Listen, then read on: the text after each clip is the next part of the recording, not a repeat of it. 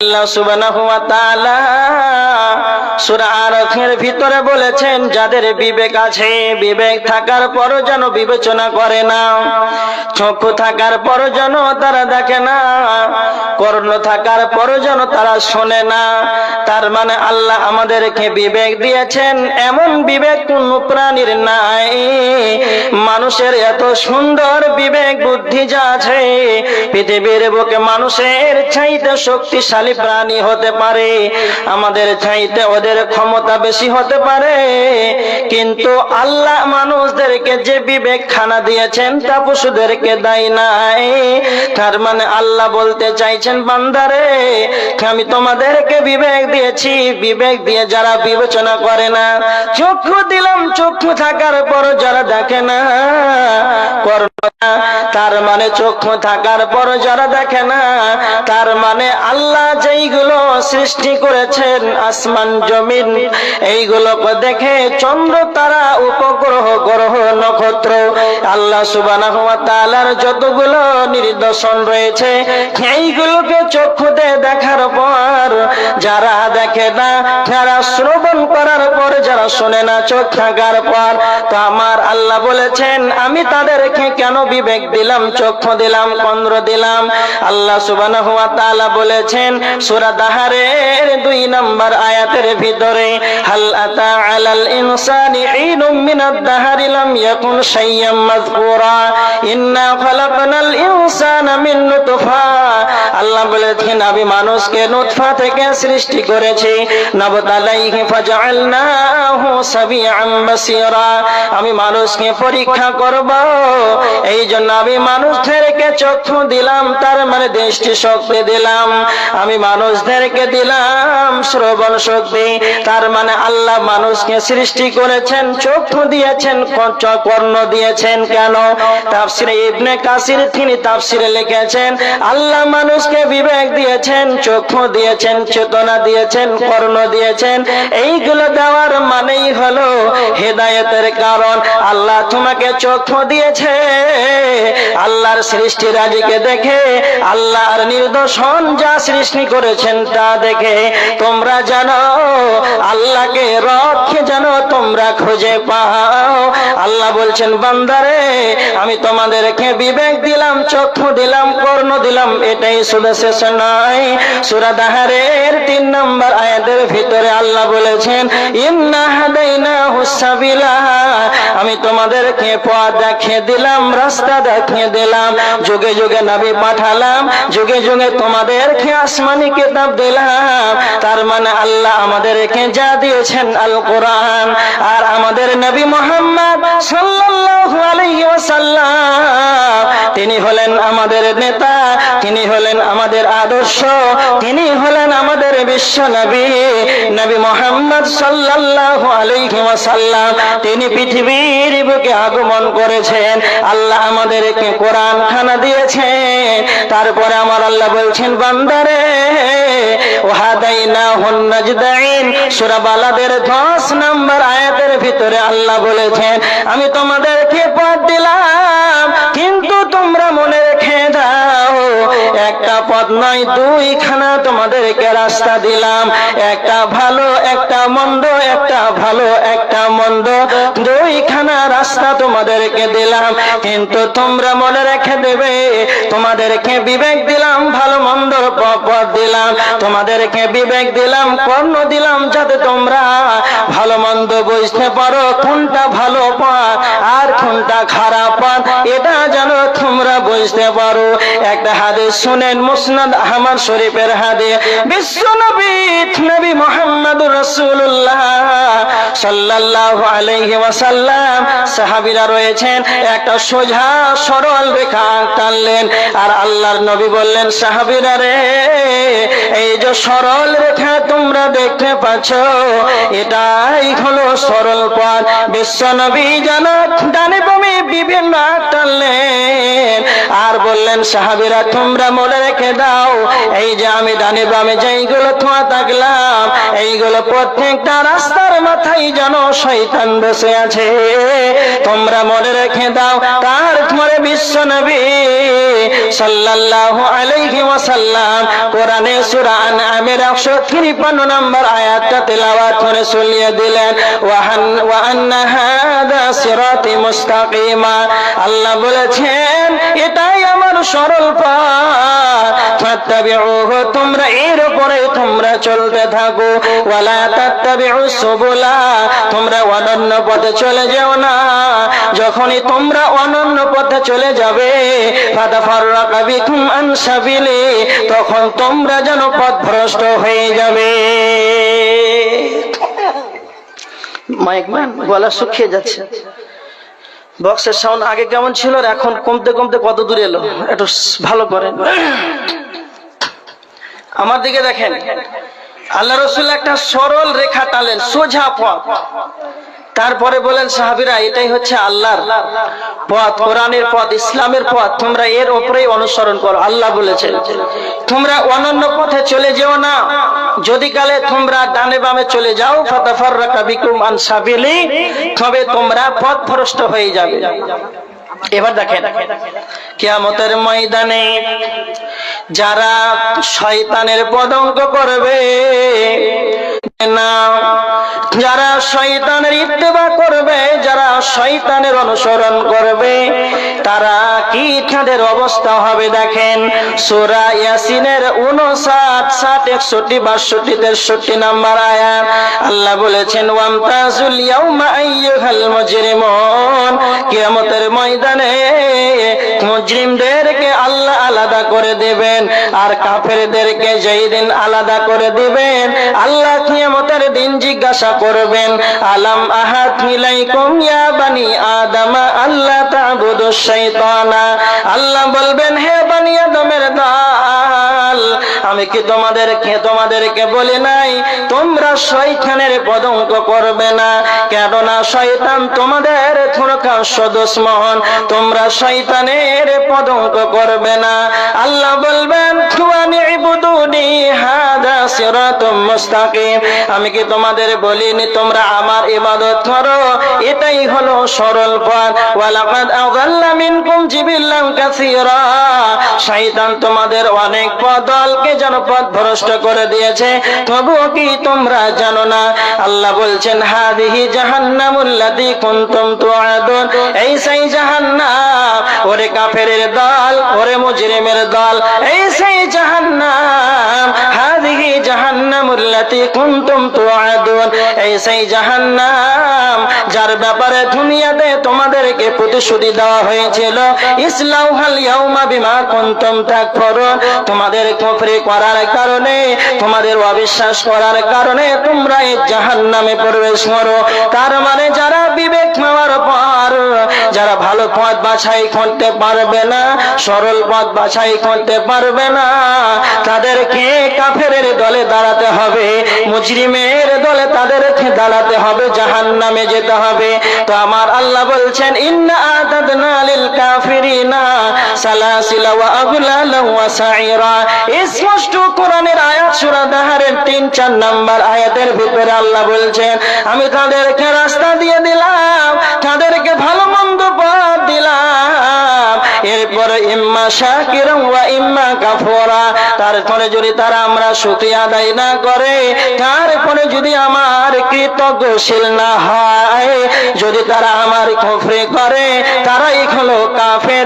ইন্না আ'তাদনা লিল কাফিরিনা, আল্লাহ বলছেন নিশ্চয় আমি কাফেরদের জন্য তৈয়ার করে রেখেছি সালাসিলা ওয়া আগলালা, শিকল এবং বেড়ি, ওয়া সাইরা এবং দর্দনাক জাহান্নামের আগুনকে আমি কাফেরদের জন্য তৈয়ার করে রেখেছি।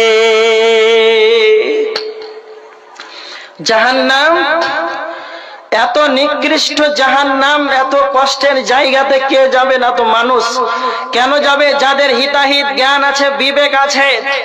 আজকে জলসাতে কত সুন্দর মাহফিল, দূর দূরান্ত থেকে ওলামা ইকরাম আসবেন, আলোচনা করবেন, কথা বলবেন হাদিস থেকে, এই শ্রবণের জন্য এত সুন্দর কমিটি মাহফিল করেছে।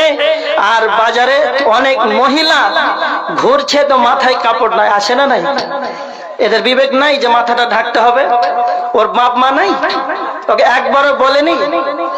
তাহলে এদের হিতাহিত বিবেক সব ঠিক আছে, তারপরে এরা পারোয়া করে না। এই মানুষগুলো কোথায় যাবে?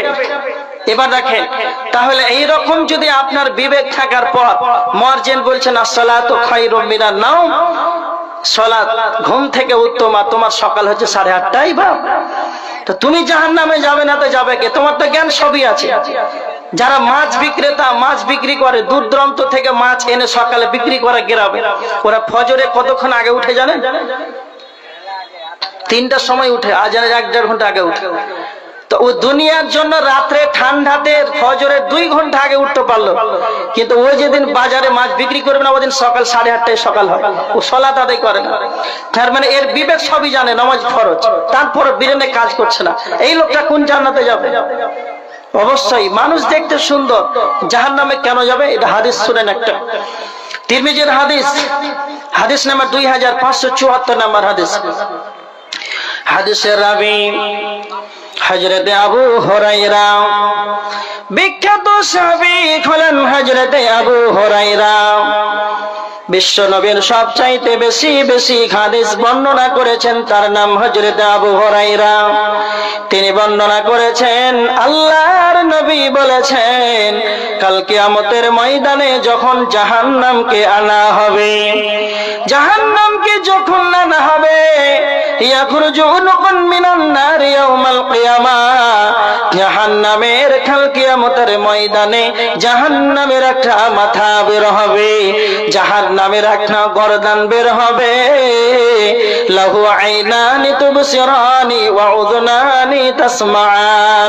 বিশ্ব নবী বলেছেন, আবু হুরায়রা বর্ণনা করেছেন, আল্লাহর নবী বলেছেন, জাহান্নামের 2টা চক্ষু থাকবে, জাহান্নামের চক্ষু থাকবে মানে জাহান্নাম যেন দেখতে পাবে, ওয়া উযুনানি তাসমাআন, জাহান্নামের 2টা কর্ণ থাকবে, তা দিয়ে জাহান্নাম যেন শুনতে পাবে। আল্লাহর নবী বলেছেন 3 নাম্বার, ওয়ালিসানুন ইয়ানতিকু, জাহান্নামের মুখমণ্ডল থাকবে, জাহান্নাম যেন তা দিয়ে সে কথা বলতে পারবে। কাল কিয়ামতের ময়দানে জাহান্নামের কর্ণ থাকবে, চক্ষু থাকবে, জাহান্নাম শুনতে পাবে, জাহান্নাম দেখতে পাবে, জাহান্নাম কথা বলতে পারবে। আর জাহান্নাম বলবে, ইয়াকুলু ইন্নী উকিলতু বিসালাসাতিন, কিয়ামতের ময়দানে জাহান্নাম বলবে, আল্লাহ আমাকে 3 শ্রেণীর মানুষদের জন্য আল্লাহ আমাকে জাহান্নামকে যেন নিয়োজিত করেছে। সেই 3 শ্রেণীর মানুষের নাম ধরে ধরে ডাকবে। 1 নাম্বার, বিকুল্লি জব্বারিন আনীদ, জাহান্নাম বলবে, কয় তারা কয় পৃথিবীর বুকে যারা অহংকার করে চলেছে, সেই অহংকারী জালেমগুলো কোথায়? সেই অহংকারী জালেমদের রেখে দাও, যারা পৃথিবীর বুকে বেঁচে থাকা কালে দুনিয়ায় চলাফেরা করে, যারা উঠে বসতে চলাফেরাতে গরিব মানুষদেরকে দেখলে যেন তাদের আত্ম অহংকার বেড়ে যেত। পৃথিবীর বুকে যারা দাম্ভিকতার সঙ্গে দুনিয়া করেছে, যারা টোটো চালককে গরিব ভেবেছে, ঠোঁট যেন লাল রং করে কথা বলেছে, এই রকম সেই জালেম অহংকারী গুলো কই জাহান্নাম নিজে বলবে, কই বিকুল্লি জব্বারিন আনীদ, কই সেই অহংকারী জালেমকে দাও, আমি জাহান্নাম যেন তাদেরকে নিষ্পেষণ বানিয়ে দেব। নাম্বার 2, জাহান্নাম বলবে, বিকুল্লি মান দা মা আল্লাহি ইলাহান আখার, যারা আল্লাহকে বাদ দিয়ে অন্যর কাছে দ্বারস্থ হয়েছে, যারা আল্লাহকে বাদ দিয়ে যারা অন্যর কাছে মাথাটাকে নত করেছে, যারা কবরের কাছে মাথাকে নত করেছে, যারা মাজারের কাছে মাথাটাকে নত করেছে, যারা পৃথিবীর বুকে পাথরকে সাজদা করেছে, এক কথাই যারা আল্লাহকে বাদ দিয়ে অন্যর কাছে যারা অংশীদার বানিয়েছে, শিরকের মতন জঘন্য নোংরা পাপ করেছে, কাল কিয়ামতের ময়দানে জাহান্নাম বলবে, সেই শিরককারীদেরকে দাও, এই শিরক খানওয়ালাদেরকে দাও, আমি জাহান্নাম যেন তাদেরকে নিষ্পেষণ বানিয়ে দেব। নাম্বার 3 বলবেন, ওয়াল মুসাফিরিন, যারা পৃথিবীর বুকে যারা চিত্র অঙ্কন করতো, যারা ছবি অঙ্কন করতো, তারা কয় আমাকে দাও, আমি জাহান্নাম নিষ্পেষণ বানিয়ে দেব। কথা মনে রাখবেন, আল্লাহ কোরআনের ভিতরে বলেছেন ওয়াকুদুহান নাস, জাহান্নামের ইন্ধন হবে মানুষ। তবে মানুষ এত সুন্দর মানুষটা কেন জাহান্নামে চলে যাবে? যারা অহংকার করে দুনিয়ার বুকে জীবনটাকে অতিবাহিত করবে, এরা জাহান্নামে চলে যাবে। যারা পৃথিবীর বুকে বেঁচে থাকা কালে শিরকের মতন ঘন্য জঘন্য পাপ করবে, এই শিরক করার কারণে মানুষ জাহান্নামে চলে যাবে। শিরক এত বড় খাতারনাক পাপ, এই শিরক করার কারণে মানুষ জাহান্নামে চলে যাবে, অহংকার করার কারণে মানুষ জাহান্নামে চলে যাবে। আপনাদের সমাজের মানুষ অহংকার করে, বুঝতে পারেন না? যার ওরকম অহংকার আছে, ঢঙে, কথাতে, রঙে, সবে বোঝা যাবে। পোশাকে, কথাতে, চলাতে, ঢঙে সব অহংকার প্রকাশ হয়ে যায়। আল্লাহ বলছেন যারা এইভাবে দুনিয়াতে অহংকার করে চলবে, জাহান্নাম তাদেরকে ডাকবে, কই তারা দাও, তাদেরকে নিষ্পেষণ বানাবো। তার মানে এত সুন্দর মানুষ জাহান্নামে চলে যাবে। তবে কেন যাবে এগুলো আপনাদেরকে বলছি। এবার দেখেন কোরআনের আয়াত, এটা তিনটা গুণ আপনাদেরকে বললাম। বদগুণ যে যারা অহংকার করবে, ছবি অঙ্কন করবে, যারা শিরিক করবে, জাহান্নামে চলে যাবে। কোরআনের আয়াত সূরা নাজিয়াত, আল্লাহ সুবহানাহু ওয়া তাআলা বলেছেন জাহান্নামীদের দুইখানা বদগুণ আল্লাহ বর্ণনা করেছেন। যাদের ভিতরে দুইখানা বদগুণ থাকবে, আল্লাহ বলেছেন ফাআম্মা মান তাগা ওয়া আসারাল হায়াতাদ দুনিয়া, যারা আল্লাহ দর্গী হবে, সীমা লঙ্ঘনকারী হবে, যারা আল্লাহর বর্ডারকে যারা অতিক্রম করে চলবে, যারা সীমা লঙ্ঘনকারী হবে। নাম্বার 2, ওয়া আসারাল হায়াতাদ দুনিয়া, যারা পৃথিবীকে বেশি বেশি করে অগ্রাধিকার দেবে, শুধুমাত্র এই দুনিয়া দুনিয়া দুনিয়া নিয়ে যেন পড়ে থাকবে। একটা কথা মনে রাখবেন, দুনিয়া এত সুন্দর, মায়া মহব্বত এত সবুজ শ্যামলে ভরা, দেখতে অত্যন্ত সুন্দর। দুনিয়াতে থাকতে মজা, দুনিয়ার স্বাদ আছে, দুনিয়ার মজা আছে।